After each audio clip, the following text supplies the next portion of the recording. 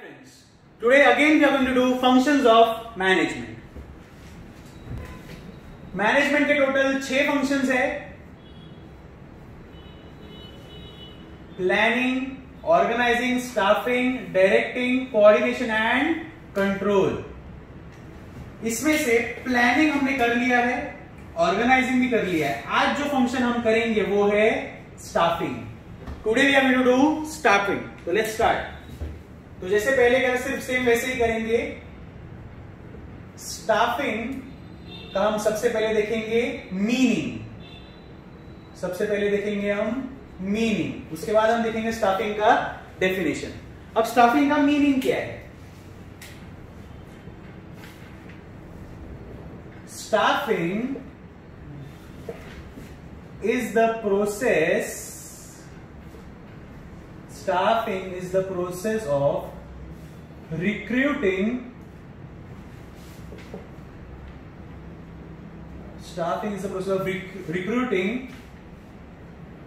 selecting, placing, developing and retaining the best workforce. Staffing is the process of recruiting, selecting, placing, developing and retaining the best workforce. तो अभी तुम लोग बोलोगे sir ये क्या है रिक्रूटिंग, सिलेक्टिंग? तो एकदम इजी है, स्टार्टिंग से बता दो। देखो, staffing is the process of, सबसे पहला क्या है रिक्रूटिंग।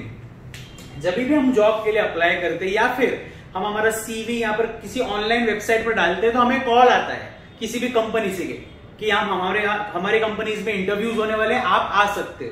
तो वो क्या काम होता है? रिक्रूटिंग। एक बार हम कंपनी में गए, हमने इंटरव्यू दिया, फॉर्म्स भरे, इंटरव्यू दिया, तो हमें क्या करेंगे? सिलेक्ट करेंगे। क्या करेंगे? सिलेक्ट करेंगे। तो ये क्या हो गया? सिलेक्टिंग। एक बार हमारा सिलेक्शन हो चुका है कंपनी में, तो जैसे हम कंपनी में जॉब के लिए जाना शुरू करेंगे वो हमें प्लेस करेंगे। प्लेस एक पर्टिकुलर डिपार्टमेंट में या पर्टिकुलर एरिया में प्लेस करेंगे, जिसको बोलते हैं प्लेसिंग। जैसे आपको या तो प्रोडक्शन डिपार्टमेंट में भेज सकते हैं या तो फाइनेंस डिपार्टमेंट में भेज सकते हैं, डिपेंडिंग अपॉन आपकी सीवी, आपकी एजुकेशन। तो रिक्रूटिंग मतलब आपको बुलाया, सिलेक्टिंग मतलब इंटरव्यू जब आपने दिया तो उन्होंने आपको सिलेक्ट किया। प्लेसिंग एक बार आप सिलेक्ट हो गए तो उन्होंने आपको क्या किया? प्लेसिंग मतलब आपको एक पर्टिकुलर जॉब दे दिया। एक बार आपको पर्टिकुलर जॉब मिल गई तो वो लोग आपको क्या करेंगे? डेवलप करेंगे। क्या करेंगे? डेवलप करेंगे, आपकी स्किल्स को इंप्रूव करेंगे, जिसको बोलते हैं developing. Is it clear? Recruiting मतलब बुलाया, सिलेक्टिंग मतलब सिलेक्ट कर लिया। उसके बाद एक बार आप सिलेक्ट हो गए तो आपको लोग क्या करेंगे? प्लेस करेंगे, जिसको बोलते हैं प्लेसिंग। आपको एक पर्टिकुलर जॉब देंगे। जब आपको एक पर्टिकुलर जॉब मिल जाए तो लोग आपको क्या करेंगे? उस जॉब में आपको एक्सपर्ट बनाने की कोशिश करेंगे। इन शॉर्ट वो आपको क्या करेंगे? डेवलप करेंगे, आपकी स्किल्स को डेवलप करेंगे, जो हो गया डेवलपिंग। एक बार ये सब हो गया तो लास्ट में क्या है? And retaining the best workforce. Retaining मतलब क्या? अपने पास रखना। जैसे बहुत सारे लोग रहते हैं जो बोलते हैं हम काम छोड़ के चले जाएंगे, तो उनको काम छोड़ के जाने नहीं देना है, क्योंकि वो आपके बेस्ट एम्प्लॉइज है। उनको रिटेन करना है फिर से बिजनेस में, उन्हें बिजनेस में फिर से रिटेन करना है, उन्हें बिजनेस का हिस्सा बना के रखना है। क्यों? क्योंकि वो आपके बेस्ट एम्प्लॉइज है। ये लिखा है रिटेनिंग द बेस्ट वर्कफोर्स। जो आपके बेस्ट एम्प्लॉइज है उनको क्या करना है? रिटेन करना है। Is it clear? तो याद रखना, मेन बात याद रखना, स्टाफिंग में एक वर्ड आता है स्टाफ। स्टाफ मतलब क्या? एम्प्लॉइज। स्टाफ मतलब क्या? एम्प्लॉइज। स्टाफिंग एम्प्लॉइज से रिलेटेड, इतना याद रखना, एम्प्लॉइज से रिलेटेड है। जो अपन अपने कंपनी में लोगों को काम पे लगाते हैं वो किसमें आता है? स्टाफिंग। समझ में आया? सबसे पहले क्या था? प्लानिंग, कि हमने प्लान बनाया कि हमें ये अचीव करना है। उसके बाद क्या था? ऑर्गेनाइजिंग। उस प्लान को अचीव कैसे करेंगे? तो हम सब लोगों को साथ में लेके आएंगे, सब लोगों को साथ में काम करना सिखाएंगे। वो क्या होता है? ऑर्गेनाइजिंग। अब आप सब लोगों को साथ में काम करना सिखाओगे, इसलिए लोग तो चाहिए ना, तो इसलिए अपन क्या करते हैं? स्टाफिंग, ताकि लोगों को सिलेक्ट कर ले हम एक साथ। समझ में? ऑलरेडी लोग तो रहेंगे पर और नए लोगों को सिलेक्ट करें, वो क्या होता है? स्टाफिंग। स्टाफिंग मतलब क्या? याद रखना, स्टाफ मतलब क्या? एम्प्लॉइज। फिर से एक बार मीनिंग देखते हैं। Staffing is the process of recruiting, selecting, placing, developing and retaining the best workforce. बुलाना, इंटरव्यू में सिलेक्ट करना, सिलेक्ट होने के बाद उनको एक पर्टिकुलर जॉब देना, मतलब प्लेसिंग, उस जॉब में उनको डेवलप करना, और एक बार वो डेवलप हो गए तो उन्हें हमारे साथ ही काम पे रखना, उन्हें जाने नहीं देने का, खुद के पास काम पे रखने का। वो क्या हो गया? Maintaining the best work, retaining the best workforce. Is it clear? Now let's see the definition of staffing. अभी याद रखना, मीनिंग और डेफिनेशन सेम है, सिर्फ वर्ड्स अलग है। जैसे ऑर्गेनाइजिंग में था सेम, वैसे ही ऑर्गेनाइजिंग में मीनिंग और डेफिनेशन सेम था, सिर्फ नए वर्ड्स यूज किए थे डेफिनेशन।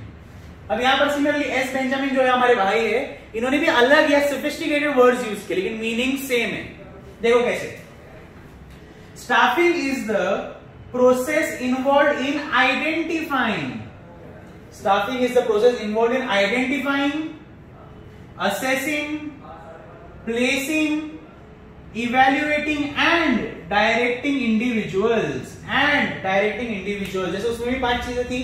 क्या क्या थी? रिक्रूटिंग, मतलब पहले बुलाना। सेकेंड था सिलेक्टिंग, मतलब उनको इंटरव्यू लेके सिलेक्ट करना। थर्ड था प्लेसिंग, मतलब एक बार सिलेक्ट हो गए तो उनको काम पे रख देने का। फोर्थ था डेवलपिंग, एक बार काम पे रख दिया उसके बाद उनको डेवलप करने का, उनको एक्सपर्ट बनाने का। और फिफ्थ क्या था? रिटेनिंग, मतलब उनको काम से छोड़ने, उनको काम छोड़ने नहीं देने का, हमारे पास ही रखने का काम पे। बरोबर? सिमिलरली यहां पर 5 चीजें एकदम इजी। देखो, staffing is the process involve in, तो याद रहेगा कि स्टाफिंग किस चीज का प्रोसेस है। तो सबसे पहले किस चीज का प्रोसेस है? आइडेंटिफाइंग का। आप लोगों को बुला रहे तो उसमें से आप आइडेंटिफाई करोगे कि आपके कंपनी के लायक कौन है। नेक्स्ट असेसिंग, एक बार आपने उसको आइडेंटिफाई कर लिया, आपने उसको सिलेक्ट कर लिया, फिर आप असेस करोगे। असेस करोगे मतलब कि आप जानोगे कि उसकी स्ट्रेंथ क्या है, वीकनेस क्या है। क्यों? फ्यूचर के लिए, कि फ्यूचर उसको ये काम दे सकते हैं या ये काम नहीं दे सकते। तो हम क्या करेंगे? असेस करेंगे, मतलब उसकी स्ट्रेंथ और वीकनेस का पता लगाएंगे। नेक्स्ट प्लेसिंग, एक बार हमें पता चल गया कि वो इस चीज में अच्छा है, इस चीज में अच्छा नहीं है, तो हम उसको उस हिसाब से काम देंगे। मतलब क्या? प्लेसिंग, ये मीनिंग में भी आया था प्लेसिंग, तो हम उसको उस हिसाब से काम पे लगाएंगे या काम देंगे, या पर्टिकुलर डिपार्टमेंट में काम पे लगाएंगे। नेक्स्ट इवेल्युएटिंग, एक बार उसको काम पे लगा दिया, फिर इवेल्युएट करने का, मतलब उसका परफॉर्मेंस चेक करने का कि परफॉर्मेंस कितना अच्छा है, परफॉर्मेंस अच्छा नहीं है, क्या सही कर रहा है, क्या गलत कर रहा है। हमें उसको क्या करना पड़ेगा? उसका परफॉर्मेंस को हमें इवेल्युएट करना पड़ेगा। एक बार इवेल्युएट हो गया तो उसकी सही चीज है या गलत चीज अगर हमें उसे पॉइंट आउट करनी, तो हम उसे क्या करेंगे? डायरेक्ट करेंगे। डायरेक्टिंग इंडिविजुअल्स, क्या करेंगे? डायरेक्ट करेंगे कि भाई ये आपने सही किया, ऐसे ही करते रहो, ये आपने गलत किया, इसको थोड़ा चेंज करो। समझ में आया? तो वो क्या हो गया? डायरेक्टिंग।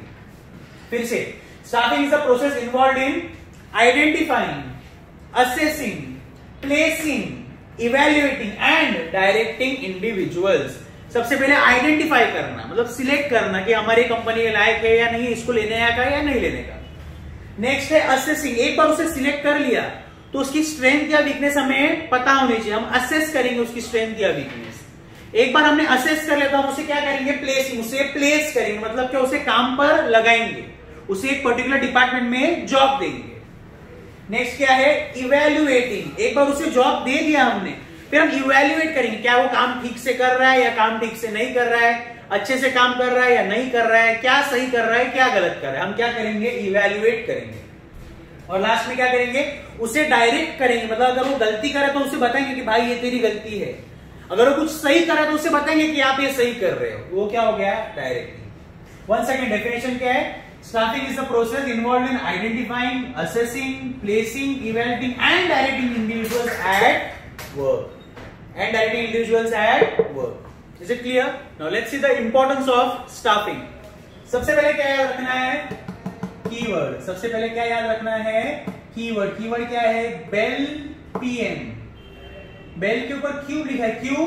क्योंकि देखो E3 1 2 3 E से 3 पॉइंट से, E से 3 पॉइंट से, इसलिए मैंने E क्यूब लिखा है। बराबर है? देखो BE LL बेल, बेल हो गया, बचा क्या? PM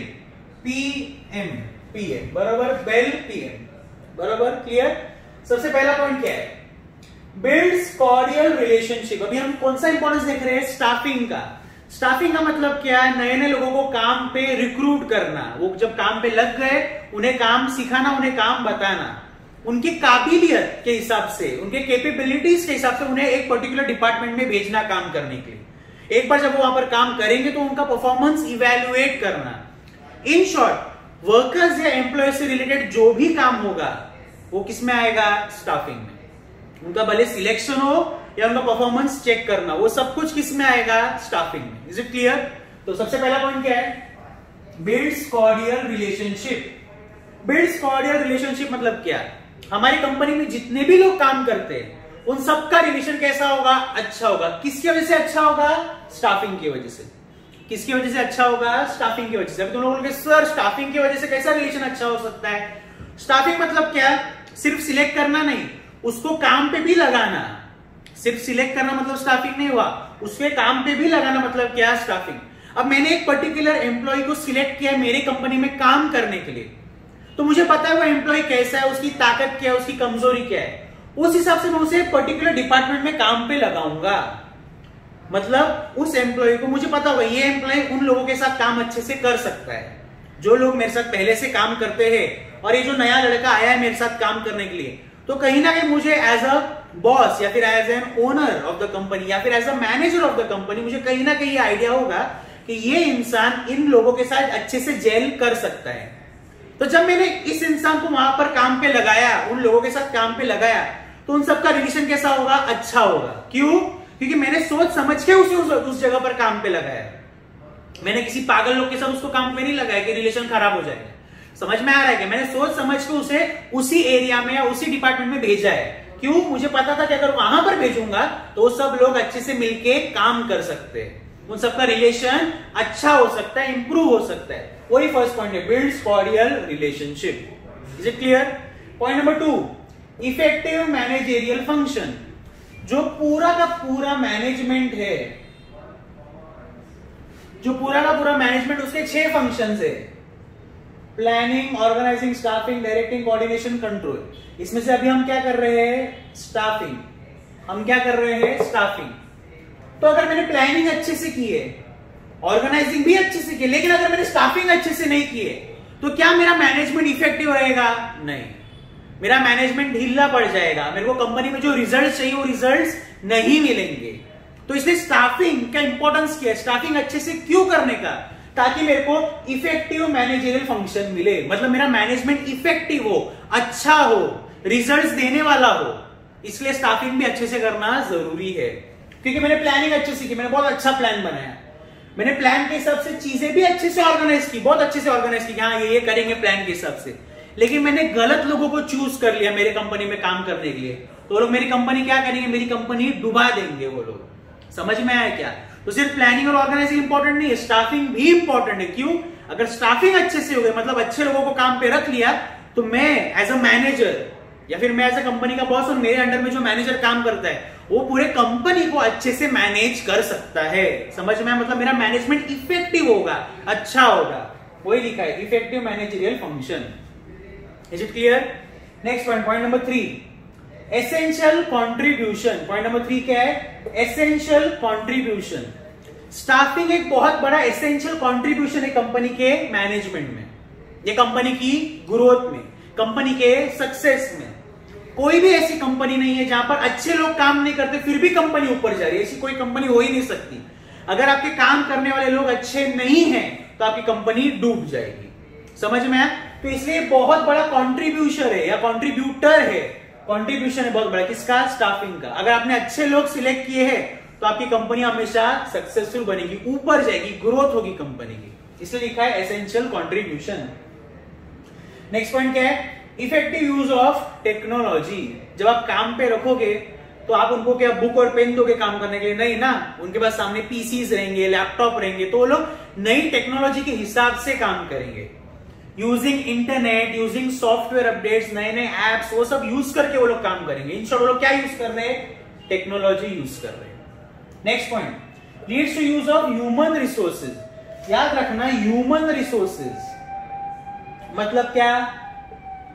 वर्कर्स, एम्प्लॉइज, ये याद रखना। ह्यूमन रिसोर्सेज मतलब क्या? वर्कर्स और एम्प्लॉइज। तो अगर मैंने स्टाफिंग अच्छे से की तो मैं मेरे वर्कर्स और एम्प्लॉइज को अच्छे से यूज कर सकता हूं। तुम लोगों ने सर कैसे? अगर मैंने अच्छे लोगों को सिलेक्ट किया है काम पे तो मैं उनसे अच्छे से काम निकलवा सकता हूं। लेकिन अगर मैंने थर्ड क्लास लोग कोई सिलेक्ट किया है तो काम अच्छे से हो सकता है क्या? नहीं हो सकता है। तो मैंने अच्छे लोगों को सिलेक्ट किया, प्लस मैंने उनका बेस्ट निकलवाया उनसे, उनका बेस्ट काम निकलवाया उनसे, तो वो क्या हो गया, use of human resources, leads to use of human resource. Next है लॉन्ग टर्म इफेक्ट। अगर मैंने किसी को काम पे रखा है तो मैंने ये सोच के रखा कि मैं इसको खाली 1 महीने के लिए काम पे रखा, नहीं ना। हम किसी को काम पे रखते तो क्या सोच के रखते कि ये हमारी कंपनी के साथ हमेशा रहेगा। अब वो आगे वाले की चॉइस है वो कितने साल रहेगा, लेकिन हम तो यही सोच के रखते हैं ना कि हमारे कंपनी के साथ हमेशा रहेगा। तो इसलिए स्टाफिंग क्या एक लॉन्ग टर्म इफेक्ट है, स्टाफिंग क्या एक लॉन्ग टर्म इफेक्ट है। और स्टाफिंग लॉन्ग टर्म इफेक्ट इसलिए भी क्योंकि स्टाफिंग एक बार करके खत्म नहीं होती है। मतलब मैंने एक बार लोगों को काम पे रख लिया तो इसका ये मतलब नहीं कि स्टाफिंग खत्म हो गई। जब वो लोग छोड़ के जाएंगे, उनका ट्रांसफर होगा तो दूसरे लोगों को भी तो सिलेक्ट करना पड़ेगा ना। तो स्टाफिंग कंटिन्यूसली चलती रहती है, स्टाफिंग प्रोसेस कंटिन्यूसली चलता रहता है, इसलिए स्टाफिंग क्या है, लॉन्ग टर्म इफेक्ट है। Next, provides job satisfaction. Provides job satisfaction मतलब क्या, मैं अगर मेरे को किसी ने सिलेक्ट किया, मैं मेरे जॉब से खुश हूं। वो कब हो सकता है, जब मेरे ओनर ने या मेरे मैनेजर ने मेरे को सही जगह पर सही डिपार्टमेंट में प्लेस किया है। अब मेरी स्पेशलिटी है सपोज फाइनेंस डिपार्टमेंट की, और उन्होंने मेरे को प्रोडक्शन डिपार्टमेंट में भेज दिया, तो क्या मेरा जॉब सेटिस्फैक्शन रहेगा, नहीं, मेरे को कंटाला आएगा, मैं बोर हो जाऊंगा, इरिटेट हो जाऊंगा कि मेरे को कौन से डिपार्टमेंट में रख दिया। लेकिन अगर मेरे मैनेजर को पता है कि इसकी ताकत या इसकी स्ट्रेंथ फाइनेंशियल डिपार्टमेंट में ज्यादा हो सकती है, ज्यादा यूज हो सकती है, और उसने मेरे को फाइनेंशियल डिपार्टमेंट में ही रिक्रूट किया या वहां पर ही काम पे लगाया, तो मैं भी काम अच्छे से करूंगा, प्लस मेरी कंपनी का भी फायदा होगा, और मेरे को खुशी भी रहेगी कि मेरी जॉब अच्छी है। तो वो क्या हो गया, job satisfaction, provides job satisfaction. Staffing मतलब सिर्फ सिलेक्ट करना नहीं, सही जगह पर काम पे भी लगाना। तो अगर मैंने सही जगह पर काम पे लगा दिया, मतलब क्या, मेरे को जॉब सेटिस्फैक्शन मिलेगा। Is it clear? और लास्ट पॉइंट क्या है, मेंटेन्स हार्मनी। ये कहीं ना कहीं फर्स्ट पॉइंट से रिलेटेड है। फर्स्ट पॉइंट में क्या था, बिल्ड्स कॉर्डियल रिलेशनशिप। मतलब ऐसे लोगों को साथ में काम पे लगाओगे जो आपको पता है कि इन लोगों का साथ में अच्छा कनेक्शन हो जाएगा, अच्छा रिलेशनशिप हो जाएगा। तो जब ऐसे हो जाएगा तो उससे क्या होगा, मेंटेन्स हार्मनी, मतलब कंपनी में हार्मनी रहेगी, सब खुशी से काम करेंगे, साथ में मिलकर अच्छे से काम करेंगे, जलन नहीं होगी कि ये मेरे से आगे चला जाएगा, वो मेरे से आगे चला जाएगा, नहीं, सब लोग साथ में मिलकर अच्छे से काम करेंगे। पर एक कब हो सकता है, जब स्टाफिंग आपने अच्छे से की, इसलिए स्टाफिंग क्या है, इंपॉर्टेंट है। क्लियर? एक बार फिर से कीवर्ड क्या था, बेल पीएम। क्यूब क्यों लिखा है, क्योंकि 3 पॉइंट है ई से, ई के ऊपर 3, या क्यूब क्यों लिखा है, क्योंकि 3 पॉइंट है ई से। कीवर्ड क्या है, बेल पीएम। पहला पॉइंट, बिल्ड्स कॉर्डियल रिलेशनशिप, मतलब अच्छे रिलेशनशिप्स बिल्ड होते हैं। Second, effective managerial functions. जैसे मैंने यहां पर बताया, स्टाफिंग बहुत इंपॉर्टेंट है, अगर स्टाफिंग अच्छे से होगी तो मैनेजमेंट भी अच्छे से होगा। Next, essential contribution. अगर अच्छे लोग काम करेंगे तो लोग अच्छी तरीके से कंट्रीब्यूट करेंगे कंपनी में। Next, effective use of technology. जब काम पे लगाएंगे उनको तो लोग टेक्नोलॉजी के सारे काम करेंगे, बुक और पेपर लेके काम नहीं करेंगे। Next, leads to use of human resource. Human resource मतलब क्या, वर्कर्स एंड एम्प्लॉइज। अगर हमने बेस्ट लोगों को सिलेक्ट किया और हमने उनको सही जगह पर काम पे रख दिया तो वो लोग भी बेस्ट देंगे और हम उनसे उनका बेस्ट निकलवा सकते हैं।